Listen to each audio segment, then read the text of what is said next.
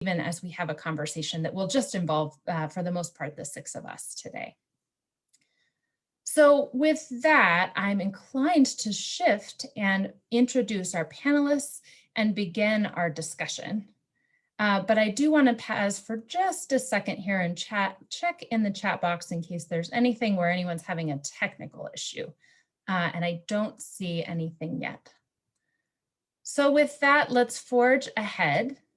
And I will just spend a moment introducing our panelists and then invite them to say more about themselves as we go here. So to start, I already mentioned that we have Molly Hilligos as the Midwest Regional Manager for Welcoming America and a co-host for the event today, working with providing technical assistance to community partners across the Midwest. Fatima Finet is the Executive Director of Project FINE, or FINE. She's going to tell me later, she's going to tell us in a few minutes the best way to say it. And she's a refugee to the United States from Bosnia, and came to the project where she works with a background in education and business, as well as a whole bunch of experience as a teacher and a director of a Head Start program in Rochester. So we will hear more. She's in Winona, Minnesota. We have Alejandra Hernandez. Alejandra Hernandez is Executive Director of a Unity Alliance in Southern Idaho. Great, another part of the country. I'm also out west with you. And she is, in 2018, a diverse group of community leaders met and committed to find solutions that would bring the community together. And so she has stories to tell, I am quite sure, and lots for us to learn about the important work that she's been doing in her community and the region in Idaho. Cecilia Cornejo Sotelo, sorry, you will get that, you will correct me again too, is a Chilean-born documentary filmmaker, artist, and teacher, based in Northfield, Minnesota, with ties both to the American Midwest and, as we just discovered, our second panelist with a tie to Chile. We'll hear more about Cecilia and her work soon. And finally, Bassem Gayed is a multicultural services coordinator at the Otis Library in Norwich, Connecticut. He's a trilingual librarian. He has all kinds of skills, and I think he is going to tell us a whole lot about it. He's been working with all kinds of different partners throughout the community, and talk about an institution that has a different role to play. So, as you can see, just a tremendous group of people here and so much really to learn. So with that, let's cozy up around the kitchen table. You're fine to bring your coffee, your beverage. It's 5 o'clock somewhere, depending on where you are. And let's just have a conversation. We'll do a kind of just a ring around the table to start. And would just invite you each to spend a few minutes telling us just a little bit more about who you are and to share a story that helps us really understand and explore this question that I'll read and say one more time. What will it take for each person in our communities to be welcomed, feel connected, and to be able to exercise and influence power in decision-making? That's the prompt. And I know with that, we have lots to learn from all of you and to learn together. Alejandra, might I invite you to go first? And I do want to just say one other thing, in that I'm going to invite Molly, because she's a subject matter expert and she does this work all over the country, to jump in and help ask questions and help make sure that as we're listening to each other, we're also really learning and listening deeply. And Alejandra, please.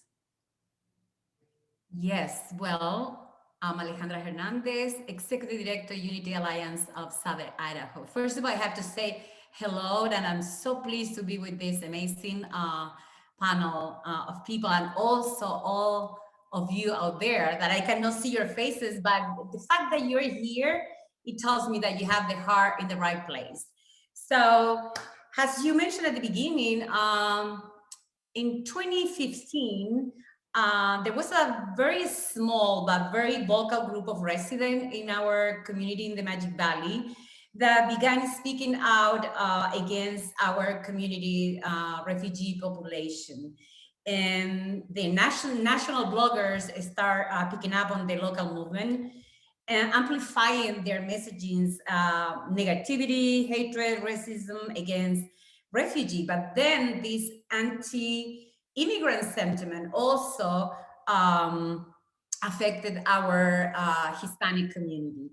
So we honestly, as a community, we got caught off guard, believing that our community was giving everybody a sense of belonging, and that everybody had could contribute to our communities. We didn't know how to respond to this unwelcome national attention. So we paused and we said, well, we can do better. We must do better.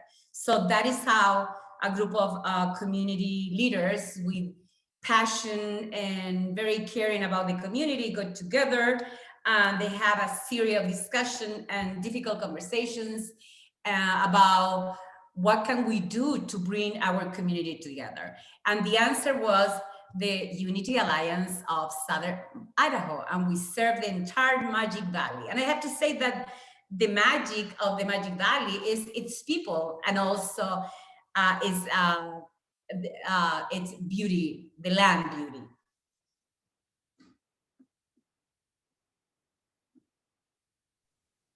Alejandra, this is so interesting. Thank you. I'd ask you just to tell us a little bit more. So, like, what helped you move from this idea or being caught off guard to then creating an alliance? And like, what did that take? What did you have to overcome, and how did you have that idea? Well, as a group, I think the first thing that we did was pause and reflect and being aware of who we are as people, as individuals. As we know, change starts within ourselves. So we reflect on how we saw people. Did we see people as people, or did we see people as objects? Objects that could be a vehicle to get what we wanted to accomplish in our lives, or an obstacle that we needed to get rid of, or simply we didn't care, we ignored.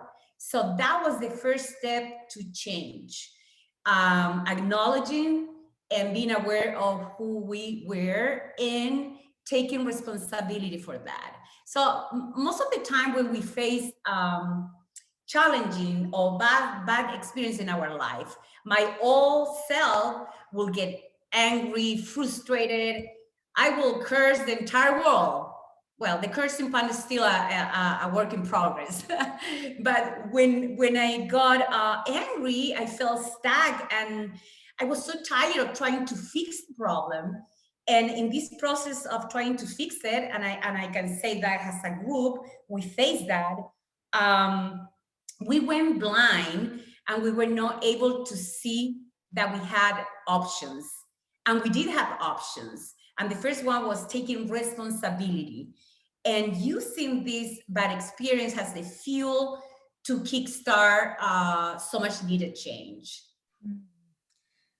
So one other question right now, I think it would be useful for us to just understand a little bit more about who comprises this Unity Alliance. So since day one, we decided that we needed to have representation from the entire Magic Valley. So I have a board of 16 people, so 16 bosses. So feel sorry for me. But we have representation from 6 different entities in the Magic Valley, which are local government, law enforcement, faith-based organization, business, education represented by the College of Southern Idaho and the school districts, and nonprofits. So we have people that represent these entities in our board. The idea is any type of initiative, strategy, any programming, we target all these entities. That's really helpful. I think we could ask you, and we will keep asking questions. Let's just keep going around the table, and then we'll come back. And others, I'm sure, will have questions too. Cecilia, are you ready to go next? Tell us a little bit more about yourself and your work. Sure. Well, thank you for inviting me. I'm thrilled to be here. And yeah, so I'm from Chile, an artist working with community.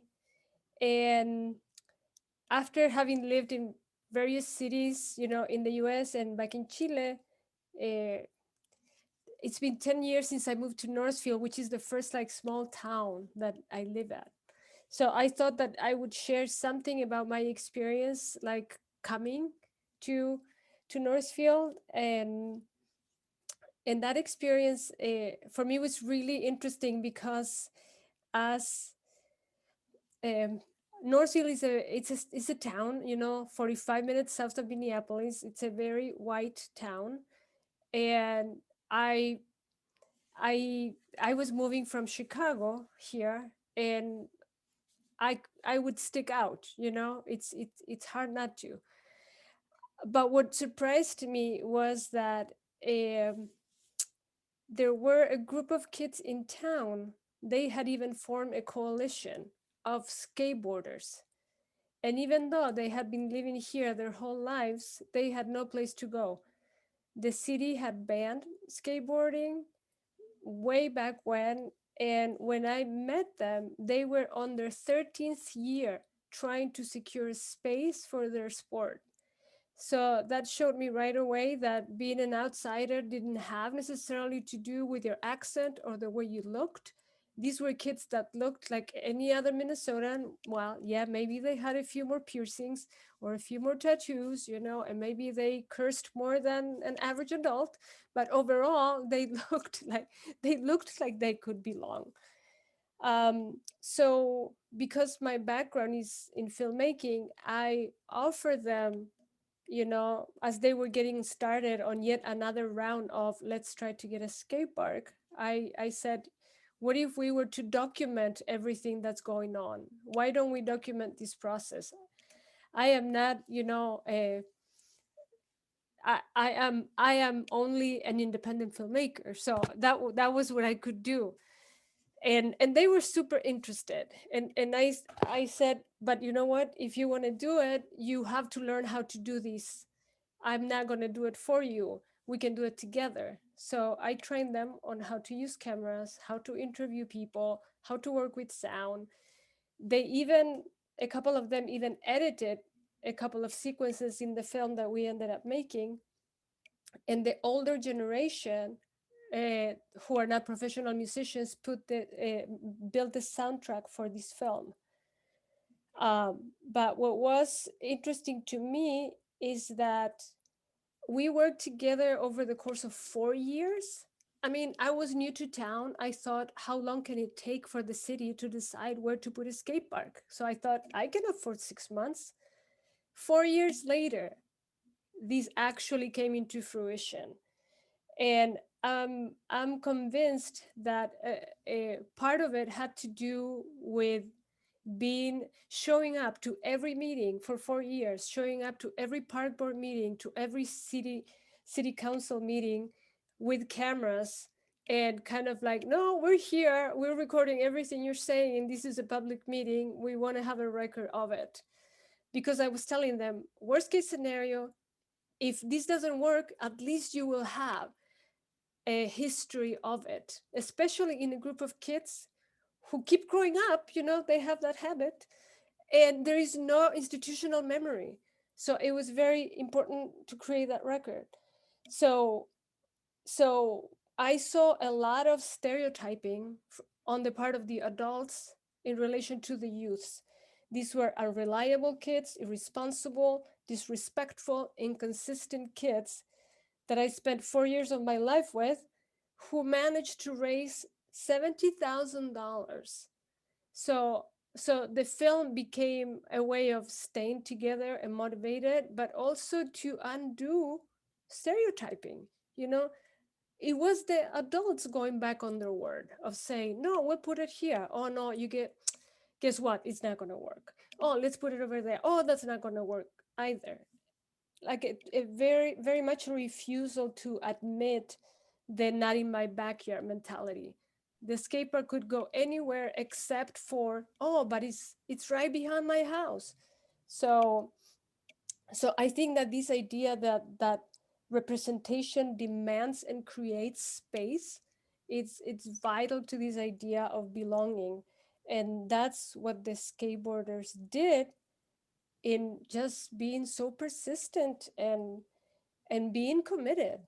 So yeah, that's my story. Wow. What a, what a story. I'm impressed. I think we all will look forward to asking a whole bunch of questions. And I mean, I think you already have me thinking about ways in which being an outsider shows up and doesn't show up, and the stereotypes that we bring into any conversation about belonging. And you've talked really articulately about power and how that relationship. So let's come back to that. Let's come back to so much of what you already have talked to and keep making our way around the table. And as we do, I do want to mention to folks who are watching and listening, we're kind of asking you to tell your story at the same time and reflect a little bit on, what makes you feel connected, but also what's the story you want to share from your own experience as we go. So with that, Fatima, let's turn to you.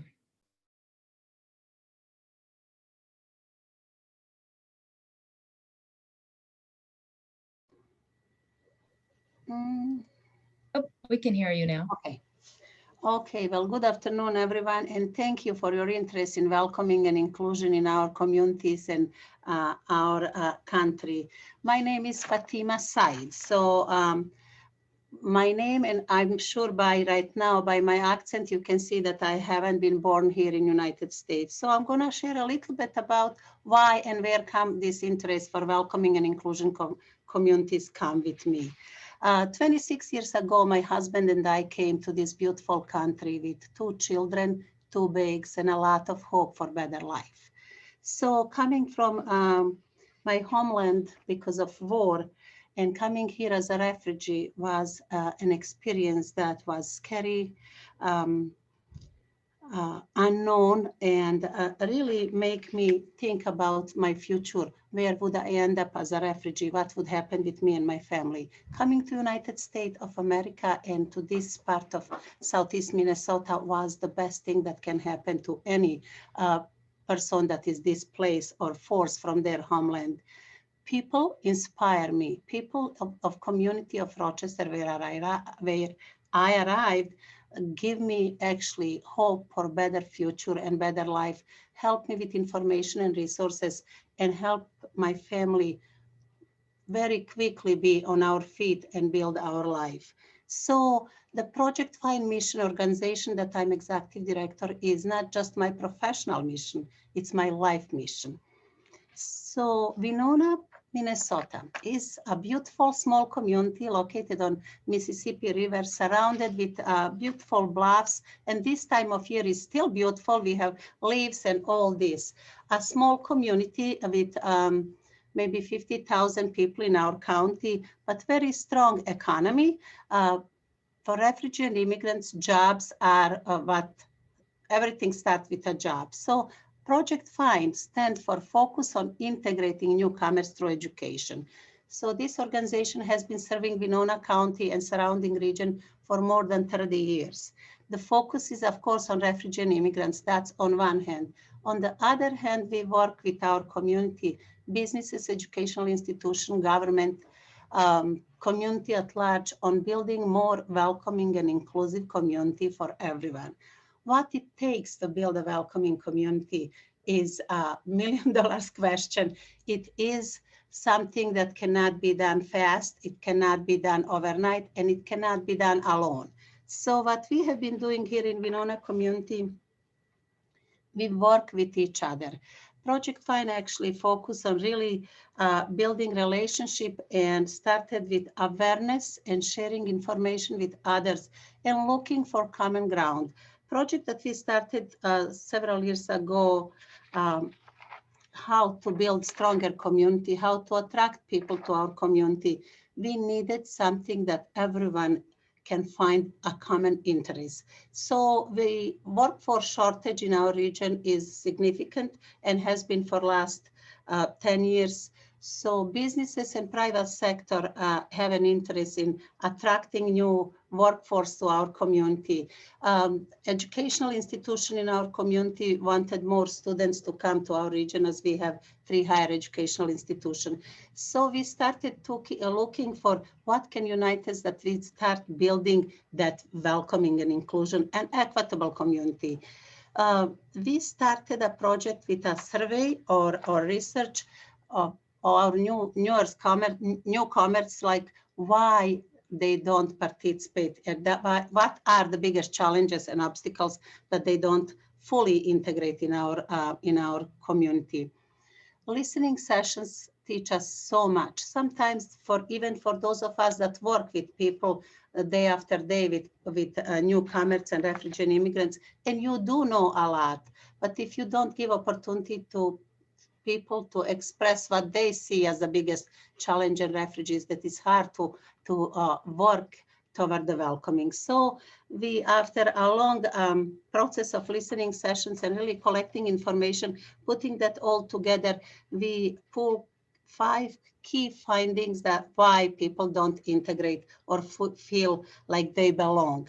One was isolation and racism. One was lack of a legal status and pathway for citizenship. We also have limited access to education and some basic needs. So when we realize all this, Project Find Board of Directors, including me and our management team, recognize that this is not just an issue of one organization, nor we can take all this on our own. So we invited our community leadership of 33 different institution, organization, government, put them together, share our findings, what we learned from refugee and immigrants, and put the questions like you put to us. What do we do now? How do we overcome this and build that more inclusive and welcoming community?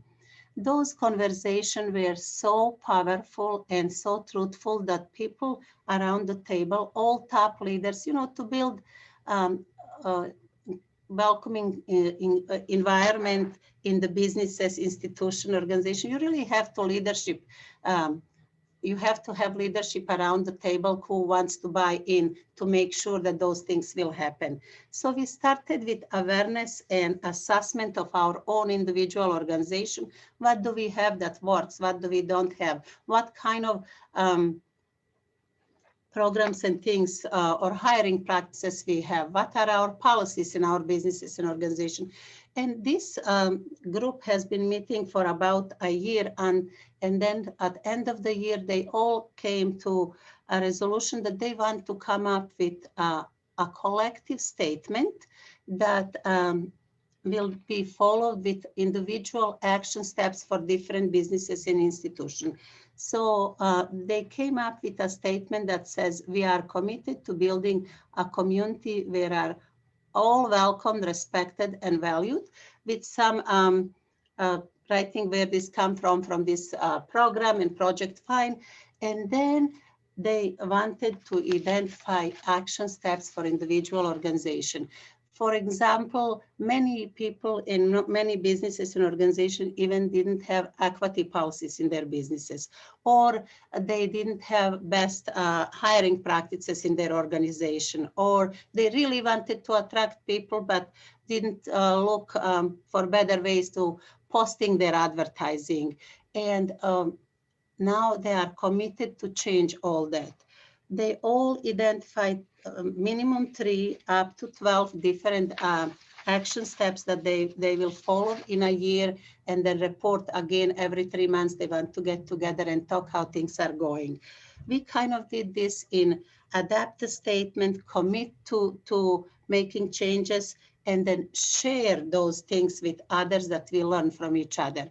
In last 3 years, from the time that we started, we have 33 businesses and organizations that have on their front door this statement, and that doing internal work, making their businesses and organization more equitable, inclusive, hiring practices better, as well as community at large. Our Project Find felt that we are an organization that work on one hand with refugee and immigrants, on one hand with receiving community. We felt that we have to provide an opportunity for a meaningful interaction because we have an amazing people, our receiving community that wants to know better our refugee and immigrants, but don't know how to start and where to start. We have refugee and immigrants that want to cross that bridge and build relationship, but also have no opportunity. So we created a program called Welcoming Table. Welcoming Table program is simple opportunity for everyone to come along, have a meal, share the stories, learn new stories, hear old stories, and just build relationship. Again, you know, all this start with each individual. We all have to do a self-awareness and see what we can do to make someone across the table more welcoming or feel better. So that's what we have been doing, and it truly changed our community completely. So relationship have been built, community attract new people because now there is new way of hiring, there is new, their internet, their building look different. Right away when you walk on the front door, you see the welcoming sign. Inside when you come, you see things that are translated in different languages. You see smiling faces. So starting small and working with everybody. I really believe that if you want to bring welcoming inclusion, if you want to feel we belong, we have to work with each other. And I certainly believe that working with each other, we always accomplish more than working against each other. Wow, thank you. So we're going to come back to you for sure with lots of questions, so much there. Bassem, tell us a little bit about your community, yourself, and your work, and then we'll begin to shift to more of a conversation. Sure. Thanks for having me. My name is Bassem Gaid. I was born in Cairo, Egypt, and moved to the United States in my mid-20s. I fell in love with an American girl, and that's how I ended up in the United States. I was fortunate to be raised as a bilingual child, went to an English school from an early age, so English and Arabic was learned at the same time. And then in college, back in Cairo University, I had my bachelor degree in Spanish. That's the passion for.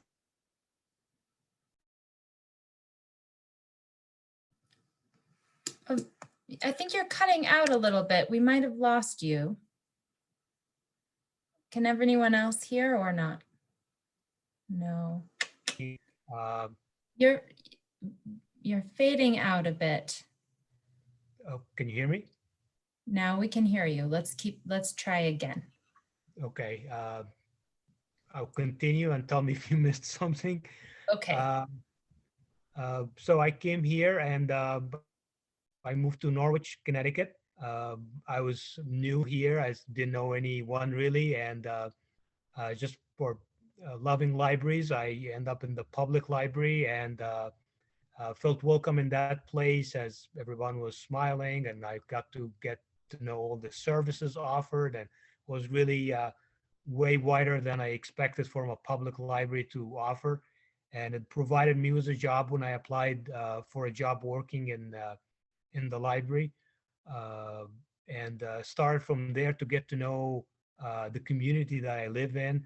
I live in a town that's about 40,000 that went through a huge change in the beginning of the 2000s when we had two casinos open, the Foxwood and Mohegan Casino, a few miles away from Norwich. And that was in the mid 90s, but in the mid 2000s, schools and residents just changed dramatically. So we had a lot of people from Central and South America, Asia, a lot of new languages coming to the town. It was like an overwhelming thing for a lot of departments. And as I started to work in the library, I could understand a lot of our customers just being an immigrant myself and going through the immigration process and the citizenship a few years later. And as I was working every day, people were confusing me for a Hispanic person. You hear me speak Spanish, or for an Indian, or they would call me the Indian who speaks Spanish, just all sort of agents. But as the time went by, the director of the library just made up a new position for me as a multicultural services coordinator, as we were trying to serve more of our population, adults and children coming to the library. And that got me to know more community leaders in our town and from churches and businesses, and just got me to have interviews with them and get to know them better. And based on that, we started to develop like a world language center for children, do more citizenship classes, partner with schools to bring tours and things like that. So that's what I've been doing in my job and in my town since 2008. Wow. All right. I look forward to learning more about that. You've been busy for sure. So Molly, I want to invite you to both speak from your own experience, but also in your work, and help us integrate, but also ask you and everyone who's listening and watching today to like, let's think together. What are we hearing? Like what's new, what's common, right? What are our insights? And what questions would we want to ask one another to better understand? Like, what are we hearing and what are we not hearing? Sure. So again, hello, my name is Molly Hilligas. I work with an organization called Welcoming America. Our big idea is about the power of local communities to change the narrative about immigration and create spaces where everyone can thrive and prosper and really belong, and beyond really feeling like they belong, have programs and partnerships and policies in place that make that happen. I came to the work of welcoming and the work of belonging for a lot of reasons. I grew up in Colorado, and one of my very dear friends when I was see, these are the kinds of things. So here we go. Yeah, I worked in a restaurant. I've always been a waitress for a long time in my life, and I had a really good friend there. Her name was Danny, and Danny and I were both in high school, and we were getting ready to go to college. And I was like, Danny, like, why aren't you going to go to college? Why aren't you going to go to college? And I kept just bugging him about it. And finally he was like, Molly, I can't go to college, right? Like I'm undocumented. Like I don't have papers. I can't do this. And I was like, what do you mean? And it like woke me up to like this sort of injustice that I saw in our country, and around opportunity, and around the way that we create communities together. And then, my wife and I have moved around the country, a lot of places. We've lived in small towns, and we've been welcomed. Our kids have been welcomed. We have, experienced, I'm sure, small pieces of microaggressions, or the feeling of being different in a space, and especially in small and more rural communities. I think that happens a lot. But really, I think the thing that I think about most of the time, and one of the things that drives me to do this work every day, is that we need to create spaces for empathy in our society. And we really, really need to have the folks like you all, who are trusted connectors in your communities, who are the people that we can outreach to, and we can build capacity for a movement. And we need this kind of like institutional change, and we also need narrative change. That's what I mean, institutional change, narrative change. We also need exactly what Fatima and Bassam were talking about. Like, we need individual relationships between people that are transformative, right? Like that's how we are going to emerge from the division in our communities. And I think that's the driving force. That's the magic of all of this. And I think coming together to do that in all of the places where we live is just so powerful. Thank you. And I want to invite others to join in here, but I'm curious, I mean, listening to each other, there are some things I hear as themes, right? I mean, I think Molly just talked about some of them. Certainly empathy, I heard many of you talk about relationships. But I think Cecilia, you did a really, you helped, you first helped us also remember that, being an outsider comes in all kinds of different ways. And that may be, someone who is an immigrant, as many of you are, right? And have spoken to that experience, but that could be being a skateboarder. It could be your political affiliation. It could be your sexual orientation. It could be your religious affiliation, and so many more things. And so I just want to name that and make sure that as we're thinking about belonging, we're thinking about it in the broadest sense. But what else did you hear from each other that felt like kind of insights, particularly when we think about this as the work? Like what do we need to know? What does everybody need to know and do to be able to own their piece of this work? Were there new ideas or things that were common that you heard? If you allow me to say something, I truly believe that we as immigrants, at some point in our journey here, we see ourselves as victims of a system, right? That is the way that I felt when I came from Chile to live in Boston. I felt for a long period of time a victim of the system until I realized that in order to have that sense of belonging, I needed to build home within myself. And I needed to be aware of the place that I was living, the people that I was surrounded, and I needed to put myself out there. I took the time, and I think we need to do that. We, as an individual, we need to take the time to pause, think, and then put yourself out there. You cannot wait for everything to come to you. And I understand, I'm not trying to say that it's just one side of the spectrum of work. There are many different types of immigrants, the people that come with the blessing of having formal education in their own countries. Other people come from living their time life in village. So there is a different level of the need that individuals require. But we need to start helping ourselves. We need to put ourselves out there because we have a story that deserves to be heard. But if we stay in our comfort zone, nobody's going to know that story.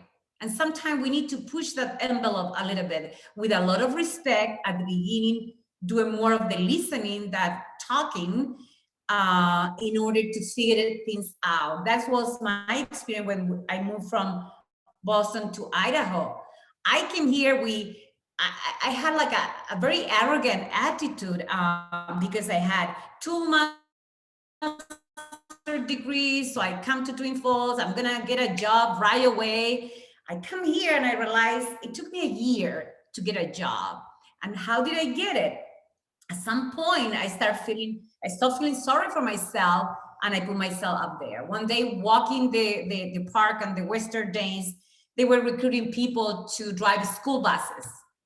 And I told the lady, I don't even drive that truck that you see there. How am I going to drive a school bus? But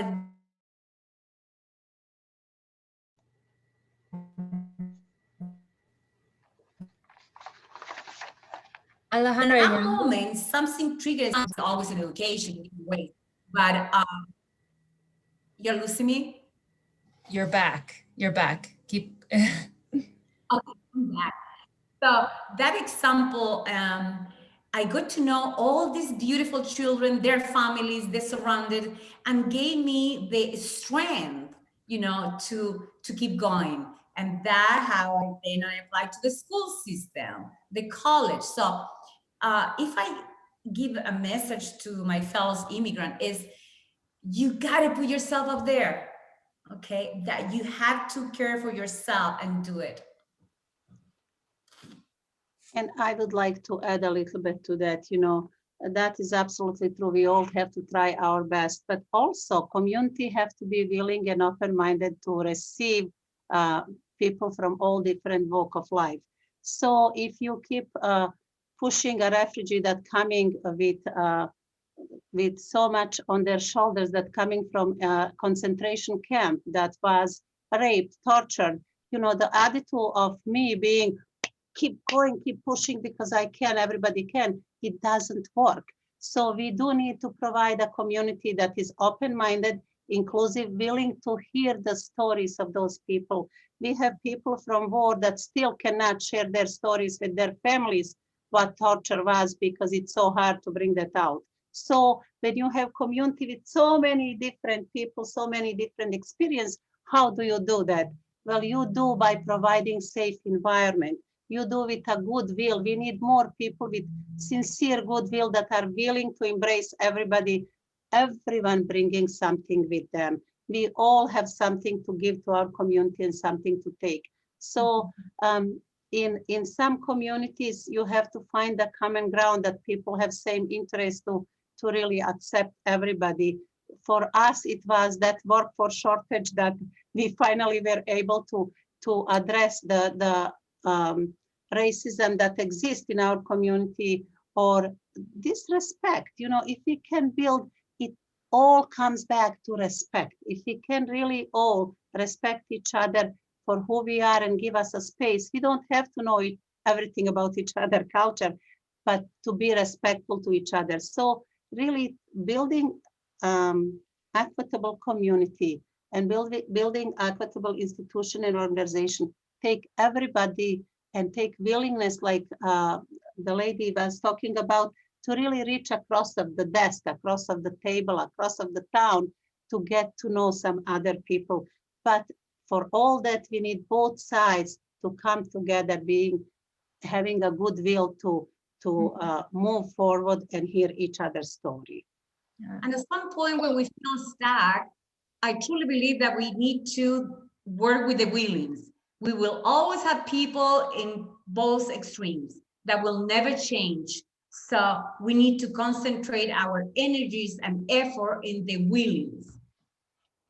That's interesting. So I think there are a few different things. So I want to make note of that like there are some things that are almost kind of your thoughts or ideas maybe worth testing, right? Or others to think about. So working with the willing, thinking about yourself a little bit differently, realizing the community itself needs to be welcoming. I also want to push just a little bit on this notion of power and authority and decision making, and really tie that back to the difference between being welcomed or maybe accepted to really being valued and respected and having power. And Cecilia, I think your story was one that helped us really see a shift, not only in welcoming, it didn't sound like welcoming maybe even came first, but that really power was part of it. And so I invite any of you to reflect on this, but what does it take and how do you move from welcome to having power and agency? I'm happy to jump in. Please. Well, I think that just like the issue of representation, the issue of power also has to do with,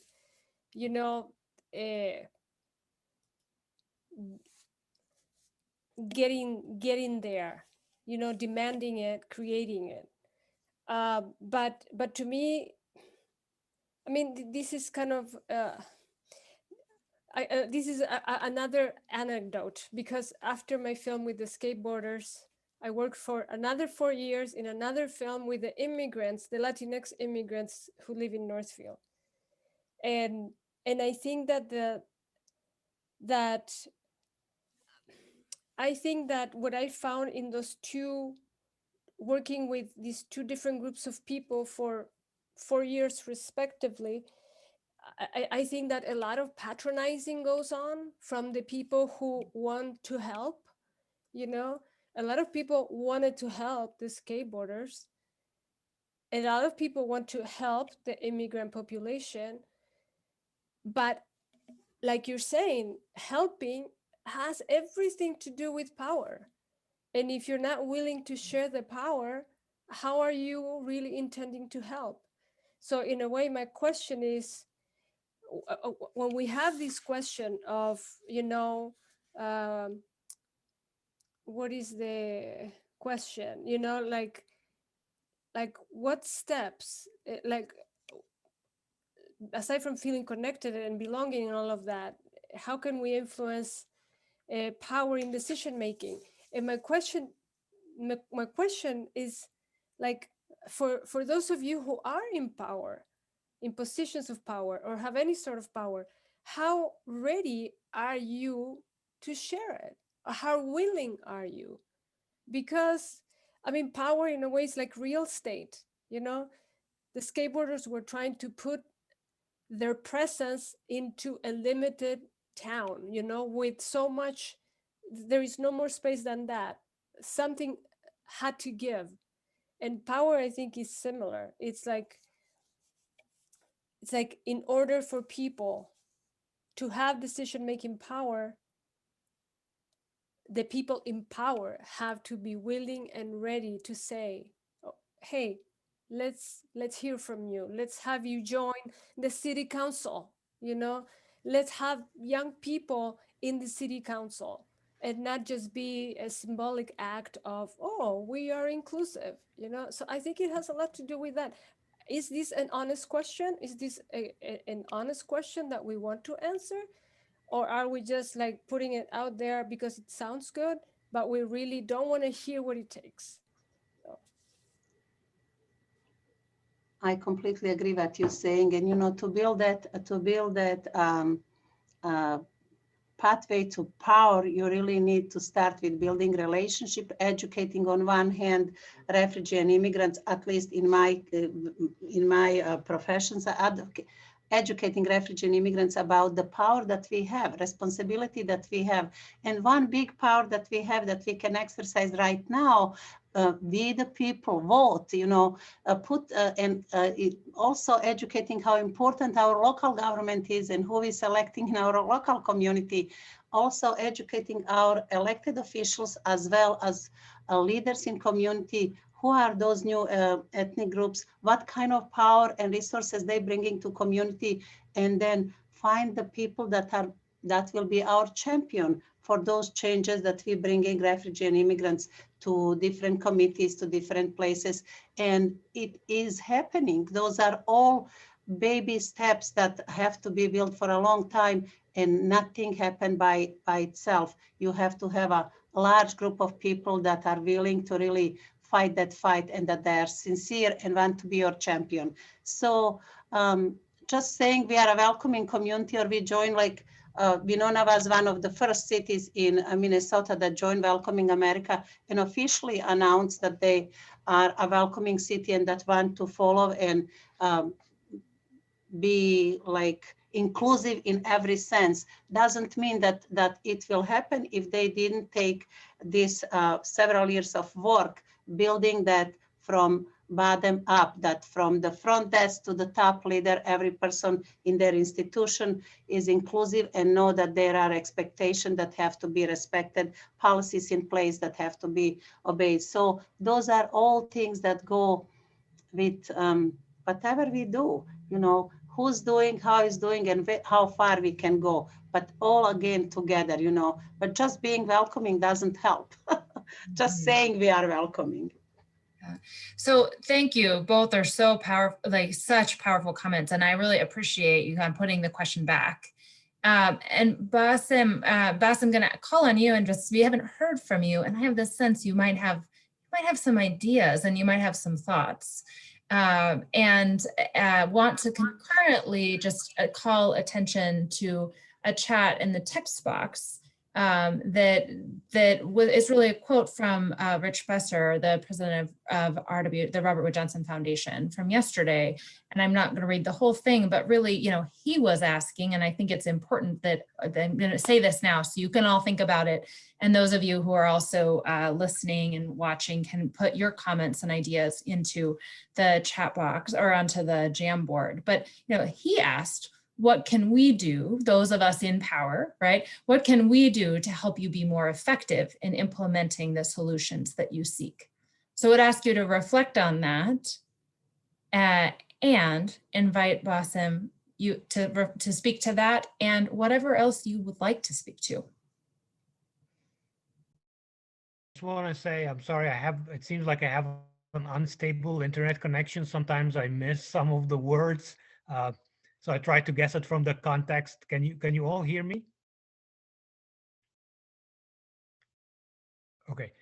I was listening to all the ideas you're mentioning, and they are all true, and I experience all of them. But one thing I would like to bring is the language. Really, doesn't have to be that you're fluent in English to be participating and feeling welcomed and all that. But it really makes a huge difference. I've met a lot of people in my town through work and just from living here.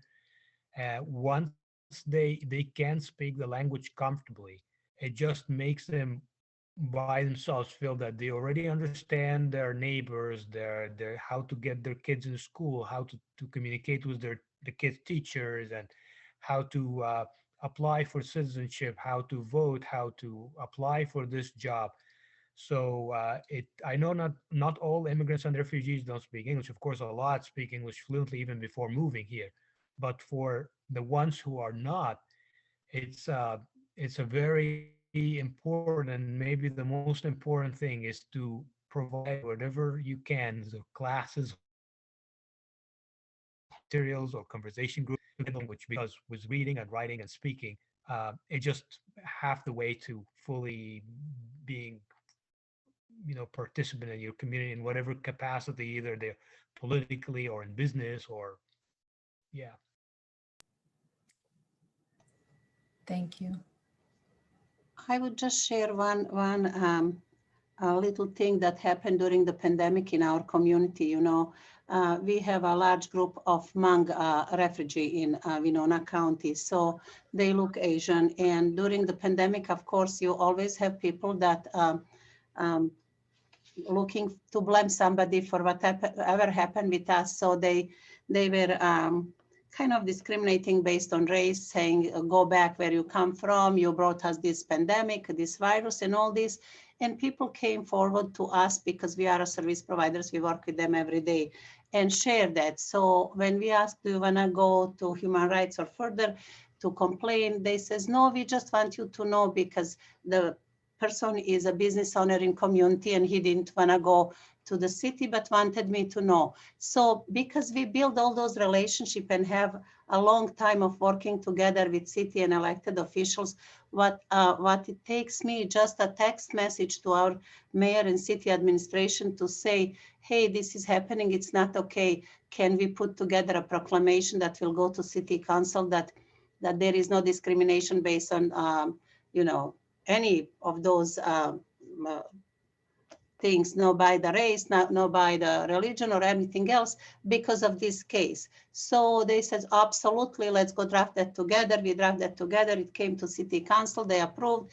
Then I did that, we took that further. We actually have small town in our county that I also contacted those leaders in those cities, and they right away says, absolutely. So we have 3 towns in our community, in our county that created their own individual, a little different proclamation about no discrimination in our town during the pandemic. So those are things when you work through the system and when you work with the system and people in the system, and when you inspire them that they really want to do more than just saying, we are welcoming. It is beautiful. Our population was happy that it's publicly announced that there is no discrimination and that we all stand united and all those things. So we felt like we are building that more inclusive community than it used to be, because people are willing to listen, willing to take action based on those things. So kind of one thing that happened recently that during the pandemic, so I kind of think it's important to share. I would like to tap into what Fatima just said. Can you hear me? Okay, so I believe, Fatima, you go to where you are now with a lot of hard work, right? So you develop relationship. Like a real estate is location, location, location. When we're talking about human issues, is a relationship. But those of us who have worked really hard to get to a position of leadership, we have the responsibility of empowering others, starting with children. Because if that is going to be the only way, I'm going to be very specific with the Latino community in Idaho. We need to work with our children, because the Latino population is growing. In 10 or 20 years, is going to be the majority. So today we must empower our youth to be the leaders of tomorrow. So I agree with what you said, Fatima. Yes, you text somebody, you call somebody, and you confront the situation. But probably your journey, my journey has been, we have to learn how to navigate systems, being honest in what is in our minds, but at the same time listening and respecting. When you are when you're not in a position of power, you got to be very careful how you navigate those waters. It's the only way that you can be respected. Absolutely. And you are right. You know how long it takes to build relationship one at a time. But that's what it took me 15 years to be where we are today, that we can do those things just with conversation. And to be sincere with you, it is because there is a mutual interest. This community need new people. We still, even during the pandemic and all this catastrophe, we still need workers. So the need was a good thing for me to go all around and get support from all different sectors for building that stronger community, for respecting and embracing our diversity, for paying people the way that they should be paid and treating them well. But again, relationship is the key for everything. Need and common ground for community that we all will benefit from, because everybody benefits from refugee and immigrants. They taking jobs, their children are in school. We want, this is our home. There is no other home. So why not work together? But you do have to have champions, and you do have to have people that are willing to go 10 times on some door and hear no, and then come again 11 times to do the same thing.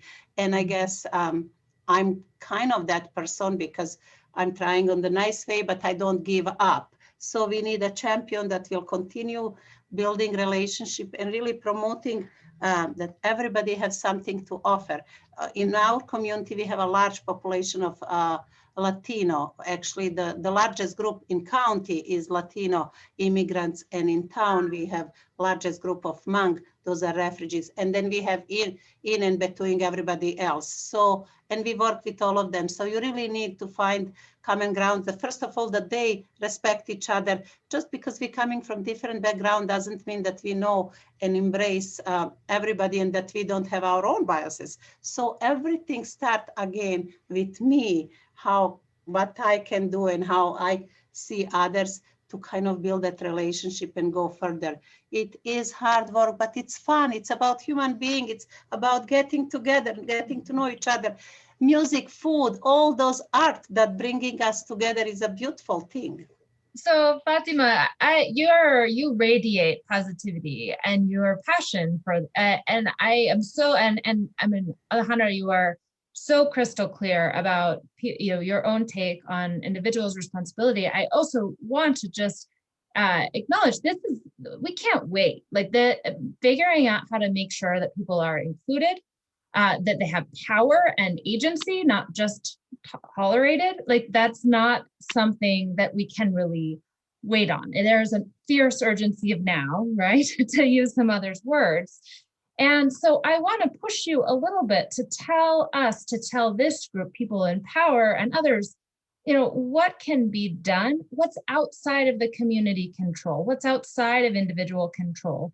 But if it were changed, what would make it easier for power to be shared? I think, Basim, you mentioned that, like, translating documents, making it so people can read. I mean, that is one really concrete example, but would ask each of you to just think a little bit and share with us, what are the things that get in the way? What are the pieces that need to be changed to make this individual work and to make this community work more possible?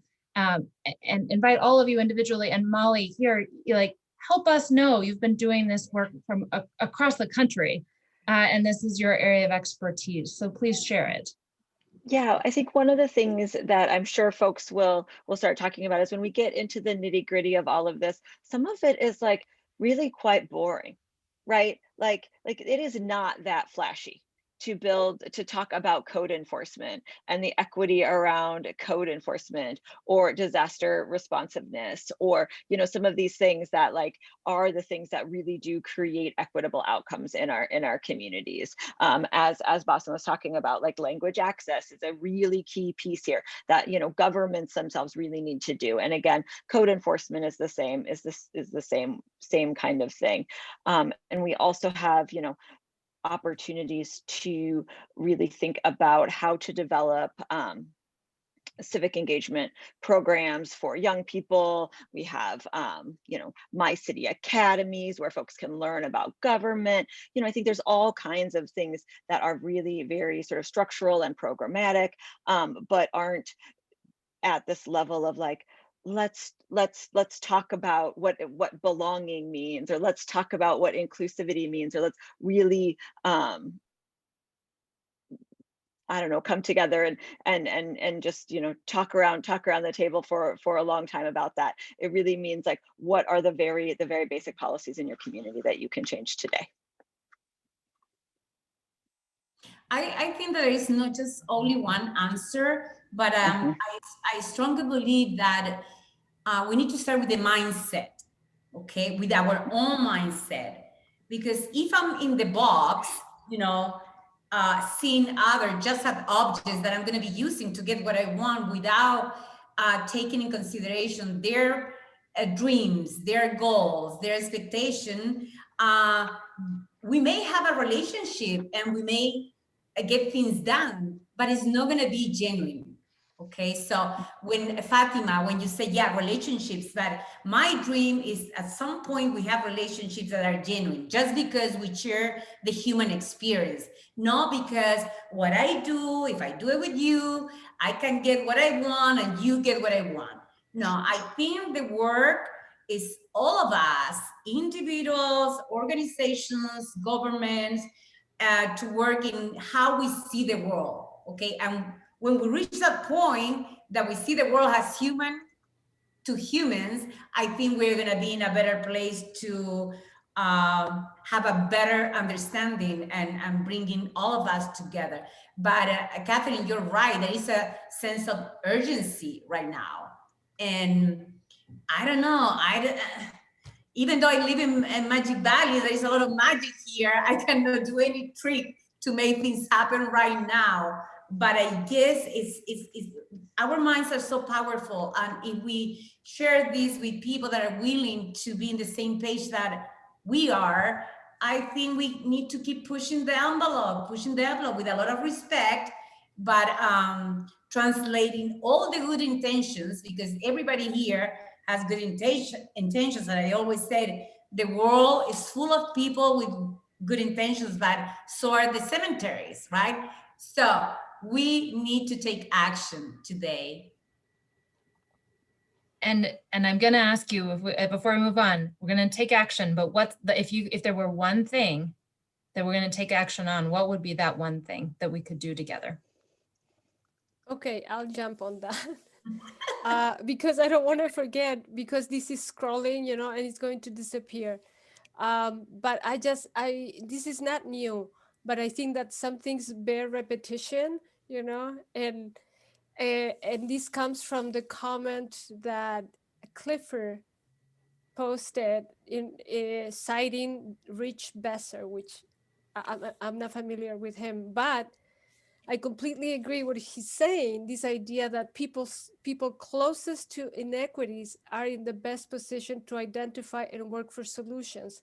So I think that going back to this idea of power and who is in power, I think that there is so much listening that needs to happen, because, for example, in Northfield at a certain point, the like we have been talking, people with good intentions were creating a lot of initiatives for the Latinx community, like after school, do this, do that, etc. And people were not showing up.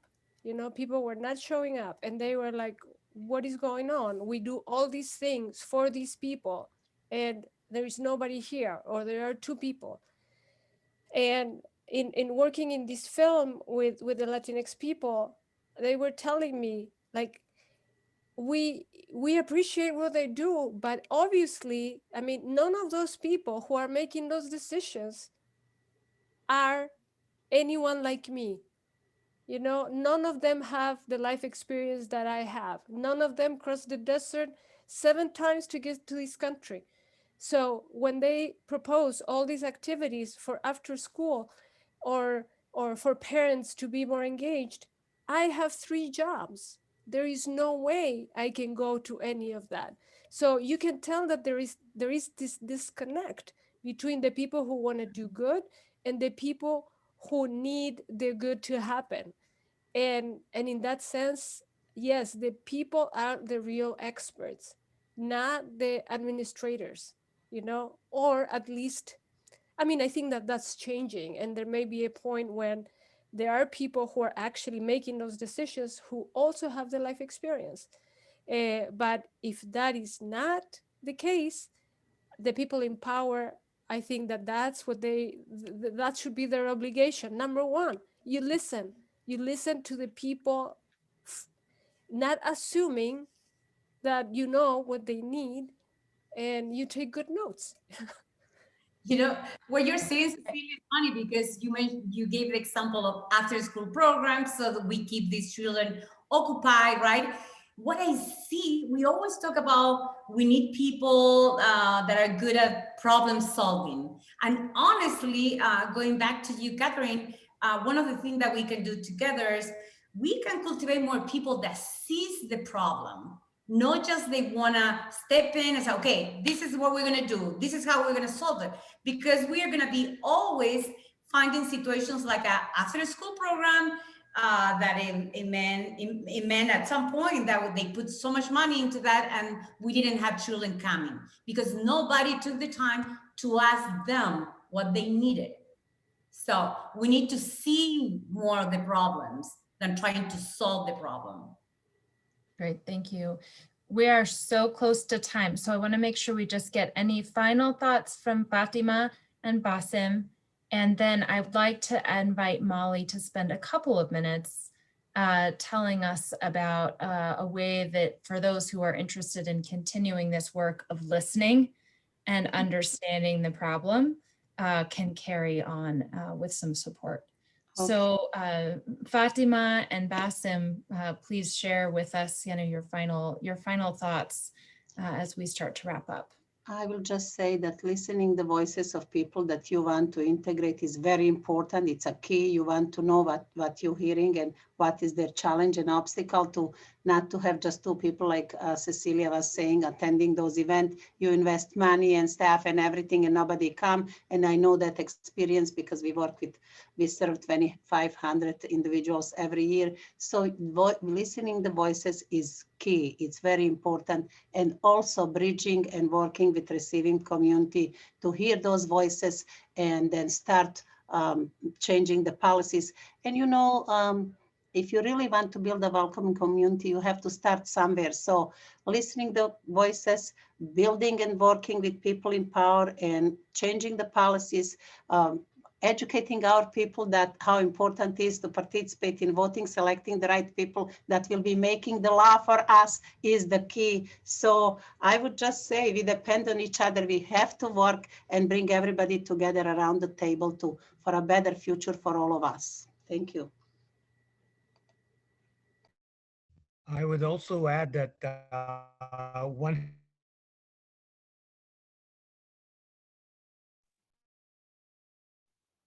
Oh, we can't hear you.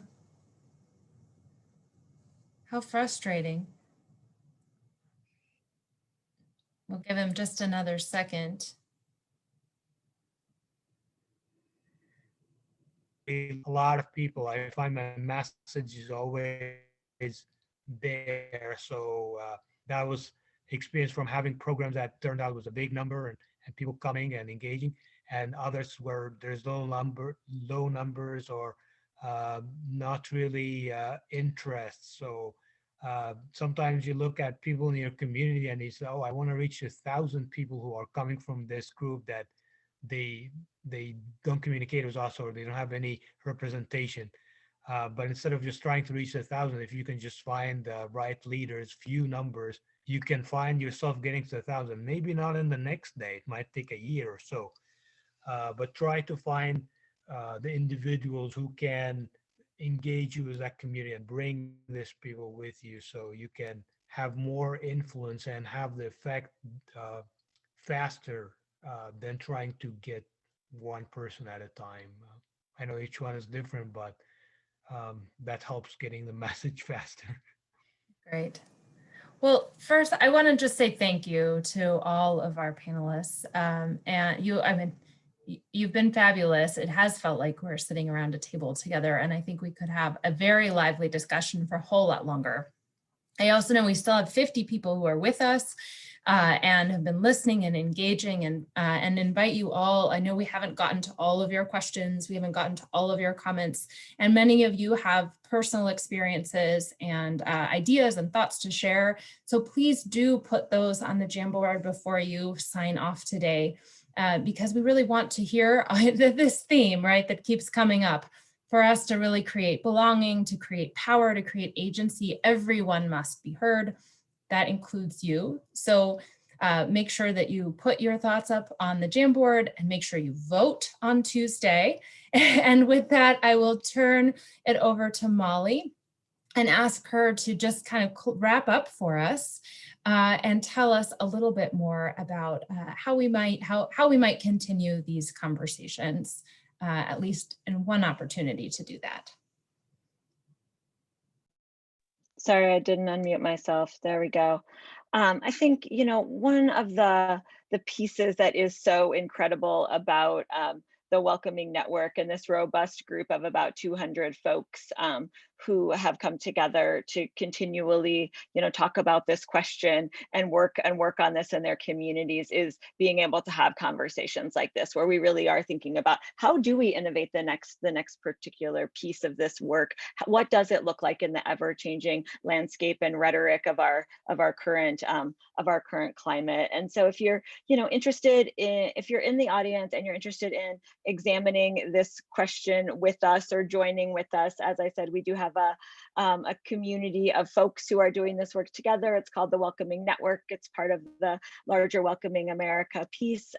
We have communities, nonprofits and municipalities of all sizes, but we really have been focusing a lot on smaller and more rural communities, because we know that that smaller and more rural communities both experience demographic change and have learned a lot from that demographic change. And so considering this conversation of belonging is just so key in this particular moment. So we have a scholarship opportunity to join our network for 2021. It's a really great opportunity to come into the space of programming. And so if you're interested, check out the website. You can feel free to call me.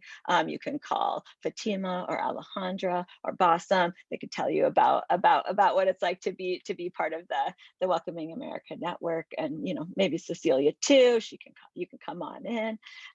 But again, you know, continuing to have these conversations in our small towns and in our rural communities and all over the country is really, you know, a flashpoint for our democracy right now. And being able to bridge divides and create welcome and belonging is the work of our lives. So please join us in that.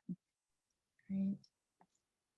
Well, I think it'd be hard to find a better way to end and to wrap this up rather than to just to acknowledge and say that welcoming and sharing power really are the work of our lives, a lot of the work of now. And so let's call it a night. Thank you all again for being here.